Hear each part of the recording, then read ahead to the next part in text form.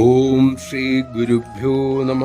നിഷ്കളങ്കതയിലൂടെ മാത്രമേ ഈശ്വരനെ കിട്ടൂ എന്ന് അമ്മ പറയുന്നത് കേട്ടപ്പോൾ ഒരു ഭക്തൻ ചോദിച്ചു, അമ്മേ, നിഷ്കളങ്കതയുള്ളയാൾ ദുർബലനുമായിരിക്കില്ലേ?